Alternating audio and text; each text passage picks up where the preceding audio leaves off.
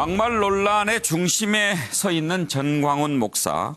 황교안 대표가 왜 그렇게도 전 목사와 계속 엮이는가 궁금했는데 알고 보니까 좀 남다른 인연이 있었습니다.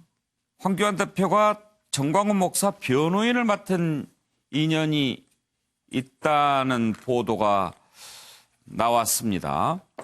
자, 그동안에 뭐 서로 사이좋게 하는 모습들 여러 번 저희가 짚어봤고요. 그리고 문제가 될 때마다 뭐 그런 사이 아니다라고 했는데 또 보면은 아주 또 가까이 가 있고 단식 중에도 전광훈 목사가 인도하는 예배에 참석하고 그랬지요. 그런데 여기에 보면 전광훈 피고인에 대해서 황교안 변호사가 변호한 사실이 드러났습니다. 자, 관련된 녹취 있습니까?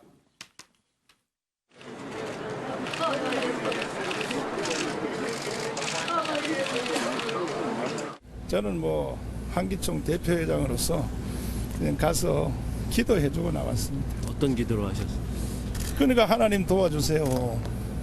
예수님 이 땅에 계실 때 금식할 때 천사들이 도와준 것처럼 기도만 하시고 오셨나요? 뭐 내가 기도 외에는 할 말이 없지. 대표님 상태가 좀 어떠신가요? 예상보다는 좋으시더라고요.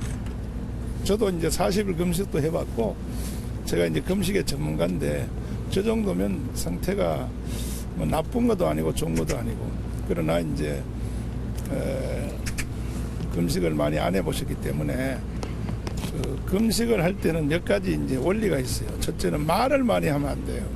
말을 통해 에너지가 빠져나가니까. 그래서 내가 말씀 많이 하지 마시고 사람들 많이 만나지 마시고 그 다음에는 이제 물을 좀 많이 드시고 우리는 이제 신앙인이니까 금식할 때는 성경 말씀이 절대적인 힘이 되더라고요. 그래서 유튜브로 성경 틀어놓으시고 좀 들으시면서 묵상하시라고 그렇게 말씀드렸습니다. 뭐 KBS 뉴스 보니까 네. 대표님하고 황 대표님하고 목사님하고 특별한 뭐 관계가 좀 있다고 하던데. 그래서 내가 이거 안 하려고 했다니까 언론하고 말을. 혹시나 하고 싶은 말씀이 네. 있으신지. 없어요. 저는 어떡하지는 신앙인이고 나는 그것도 일반 목사도 아니고 내가 한기총 대표회장이기 때문에 내가 이 시대의 사명을 다 하려고 애국운동도 하고 하는 것이지 뭐 다른 뜻은 없습니다. 앞으로도 저는 이 스탠스를 계속 나는 유지할 거니까 뭐 정치적인 얘기 이런 건 저한테 물을 필요도 없습니다. 네, 네. 자, 정일함 교수. 네. 일단 뭐 본인이 단식 전문가라고 하는데 지난번에 광화문에서 단식 한번 했는데 하루인가 했죠? 한 네. 끼인가? 하루고 지금 여기서 얘기한 또 금식이죠, 대부분. 예. 네. 청와대 근데 앞에서 그렇습니다. 했었는데 그런데 뭐 변호사였으니까 얼마든지 만날 수 있는데 그런 관계가 있다는 것은 처음 알게 된 것 같아요.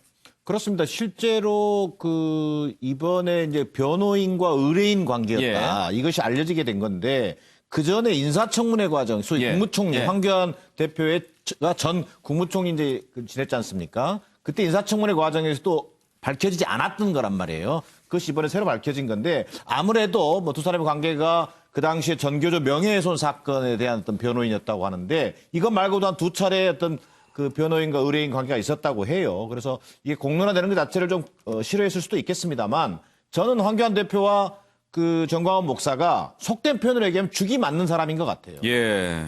그래서 저렇게 어떤 장소에서도 만나고 또 예전에 황교안 대표가 첫 당대표가 됐을 때 지난 3월이죠. 예. 자, 한기총 뭐 대표회장 자리에 방문합니다. 거기서 나왔던 얘기가 뭡니까?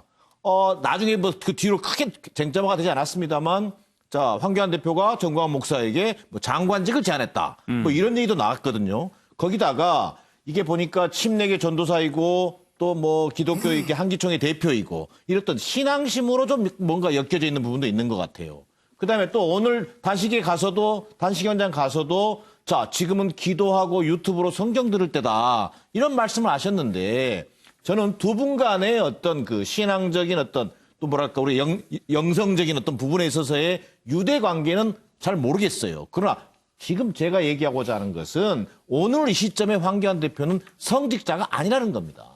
결국은 정치인 황교안으로 빨리 돌아와야 된다. 그리고 또한 그 정치적 어떤 입장에서 본다면 정광훈 목사와의 저는 어떤 깊은 인간적 관계라든지 어떤 뭐 변호인 의뢰인 관계 이런 것들이 오히려 황교안 대표가 추진하고자 하는 보수 통합에도 저는 마지막 순간에 장애물로 등장할 것으로 보여집니다. 예.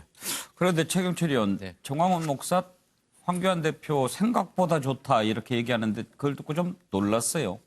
정광훈 목사님하고 황교안 대표님하고 거리가 자꾸 가까워질수록 황교안 대표님의 정치 인생에는 굉장히 마이너스가 됩니다. 지금 사진에 보시면 굉장히 좀 붙어 계신데 저는 안전거리를 좀 많이 띄웠으면 좋겠습니다. 안전거리. 예, 고속도로 갈 때 안전거리 많이 띄우는 차가 사고 안 나지 않습니까? 제가 안전거리 띄울수록 황교안 대표의 정치는 더욱 안전해진다고 봅니다. 이게 우리 전 세계에서 가장 발전된 민주주의라고 얘기하는 미국 한번 보십시오. 미국은 청교도 믿는 사람들이 영국에서 건너가서 미국을 세웠습니다. 근데 그 사람들이 그 청교도라는 그 개신교를 영혼의 영역에만 머무르게 했지 그것을 정치적으로까지 파급시키기는 못했습니다. 그것이 만약 정치적으로 미국의 민주주의로 파급이 됐다면 그 민주주의가 아니고 신성정치가 되겠죠. 그것은 그냥 믿습니까? 믿습니다. 뭐 이런 식으로 계속 갔겠죠. 그렇다면 발전이 없는 겁니다. 결국 미국의 민주주의는 신앙의 영역은 개인의 영성적인 부분에만 머무르게 하고 예. 정치의 영역에는 절대로 침범하지 못하게 했거든요.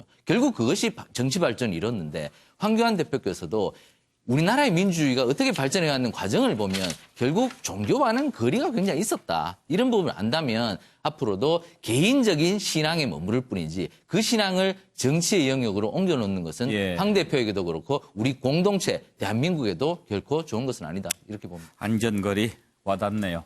정익진 변호사. 일단은 황교안 대표가 변호사를 한 기간이 짧아요.